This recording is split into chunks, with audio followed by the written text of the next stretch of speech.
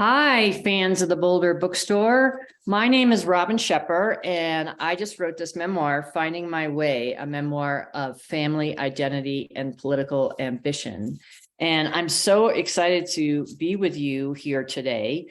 The book is really about my search for my biological father, being raised by a single mother and also my immigrant German grandmother. And it's really all the things that happened to me growing up in New York City, moving to California, living overseas in Europe, and landing in Washington, D.C. for 20 years. So I'm going to read you a passage in the prologue that gives you a better idea about the book, and then answer some questions. So 2019, whenever I open one of the fabric-covered photo albums my mom saved, I find myself tracing the scalloped edges of each picture, captioned with the narrow cursive of my mom's writing. 1957, Hoffman's Farm. 1960, Queen Mary. Though I have looked through this album and others she kept countless times, I am continually hoping that somehow the pictures will reveal something new. Perhaps today they will unlock the many secrets of my past and give me the answers I crave. Of course, I now have my own photo albums, one featuring the life I've created around me, my husband, Eric, and the lights of my life, my adopted sons, Shokan and Marat. These albums also depict my earlier years, as well as highlights from my career. The international advance work I did for President Clinton, coordinating with foreign governments, US embassies, and the Secret Service to produce events and every detail of the president's travels. The 4 years I spent working for the Athens Olympic Games in Greece, and my first day on the job working for First Lady Michelle Obama, me striding confidently across the White House lawn. They also reveal one thing for certain: I've come a long way. But there are some truths that will never erase, unlock, or divulge. I grew up in the 1960s and 1970s in New York, and according to the Catholic Church, I was a bastard child because my mom never married my biological father. In fact, I never met him or even knew his identity until very recently.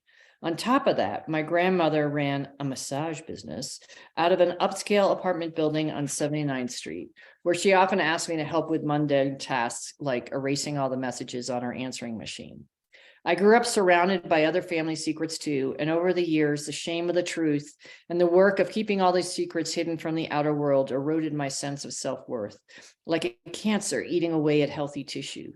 Living with secrets also meant living in a family that never behaved how I thought a family should. I periodically demanded the truth from both my mom and grandmother, but they ducked or avoided or placated or outright lied. Eventually, I realized I had no choice about the life I would need to build for myself. I would create my own worth and show everyone that a bastard child could succeed.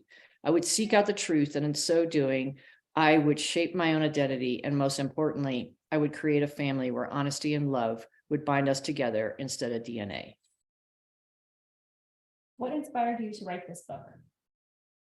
I was inspired by my sons. I have 2 adopted sons, Marat and Shokan, and there is no handbook in raising children. And I had a really messy life being raised by a single mom and my grandmother. And I wanted to show them that despite not being related by DNA, you can create family.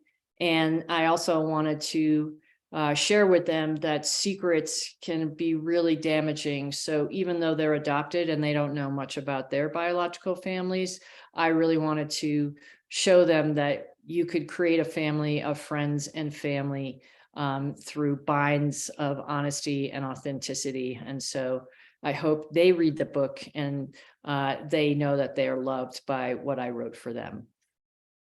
Why do you think you were so driven to succeed when you were young and lacked a support structure? I think I was so driven because I was told that I was illegitimate in the Catholic Church.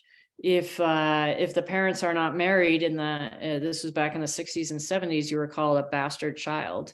And I knew something was different because everybody else had a dad and I didn't. And I wanted to prove to the world that I mattered, that even though I had a not normal or different type of upbringing with a mother and a grandmother that I could contribute to the world. And so that meant that I was driven, always trying to get good grades, find good jobs, and really show that I make an impact on the world and that there was a reason that I'm on the planet.